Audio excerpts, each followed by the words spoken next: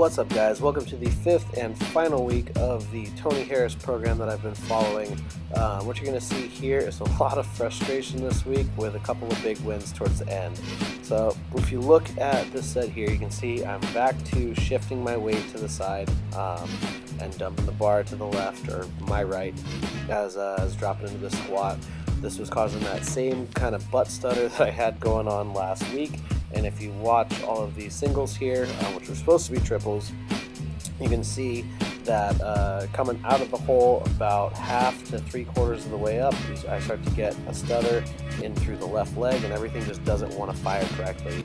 I ended up taking my work weight for a couple of singles, hit 2 singles at 425, 2 singles at 415, dropped it down to 395, dropped it to 325, and just everything felt like shit, and that glute was not firing at all. I tried a lot of different soft tissue and activation drills, and I just couldn't get it to fire. So I ended up pulling the plug on those. The good mornings also felt like shit, so I didn't do those. Pretty much the only thing that went even close to according to plan this day was my bench. I was supposed to hit a 3x3 at 305. And that moved well. Took 315 for the final set and gave it a nice long pause. So the bench was feeling okay, but I pulled the plug on my squatting, booked an appointment with the chiropractor for the Wednesday after this session. So I was able to actually get everything figured out with him. We worked through some tightness in through the psoas and everything, but I, on some of the assessments, was trying to do just a face down, bring the leg off the ground by flexing the glute. Couldn't even lift my left leg off the floor. So we worked through some variations of a diagonal sit and some hip airplanes, and after probably 40 to 50 combined reps of those two, was able to get the left glute turned back on. So definitely a big win there, although I still had a frustrating session that day. I tried to come in and train the day of my adjustment, which I think everything just needed a little bit of time to reset. So squatting still went kind of shitty on this day, although I was more balanced. But at this point, I was also having really bad tendonitis in through my elbows. So I only got through this first work set of 305 for a triple with close grip.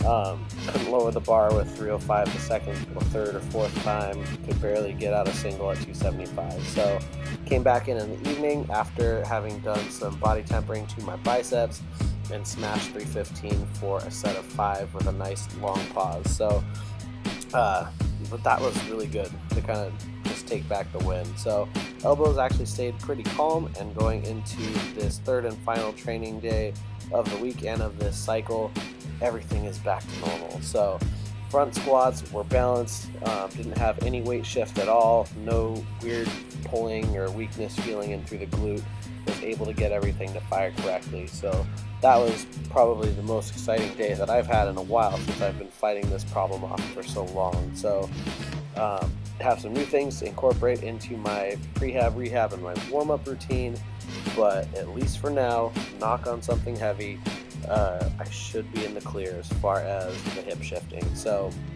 I'll probably shoot a video on some of the things that I'm doing to keep that from happening, but on this day was able to hit all of my prescribed work sets. So hit 3x3 at 505 off the ground, worked the rack pulls up to a pretty big PR of 750 for a single, and then dropped it back to 655 for 8. So 2 big PRs there, and then wrapped up with some incline bench, which went okay. I hit 275 for a triple, went 305, and needed a little bit of help on some of the reps. So going into this next cycle, I'll be deloading next week, so probably keeping things pretty minimal. We'll probably stay away from a straight bar if I do any squatting, just so I can make sure I let the elbows have a chance to heal, so I'm not going into the next cycle with some tendonitis or nagging issues. I'll probably just do some accessory work and keep it pretty minimal. But going into the next cycle, we're really looking at making just a couple of changes. I'm going to rerun the same program. Per Tony's instructions, we're going to add 100 pounds of chain to the squats and deads, and just keep all the training weights the same. On bench, I'm going to up my training max to 375. I ran it off to 350, but I think if I run pretty much the same thing, just with a little bit heavier weight, that will be good for my bench.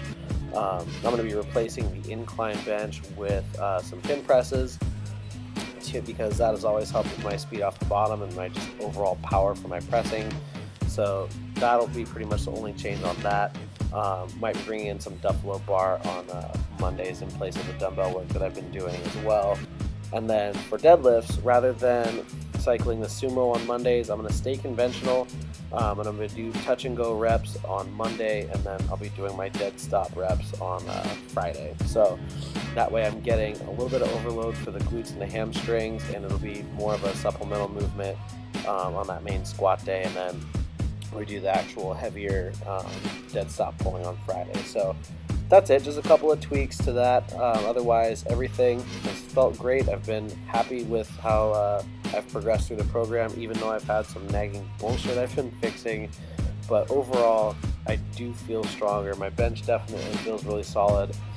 When I've got two legs, my squats feel really good, and I'm glad to be pulling at least some kind of weight again. So we will see another 5-6 weeks of this, and we'll see where we're at. So that is it. I hope you enjoyed the video. If you did, please like it, subscribe to my channel. Be sure to connect with me on Facebook, Instagram, Snapchat, and Twitter if you do that.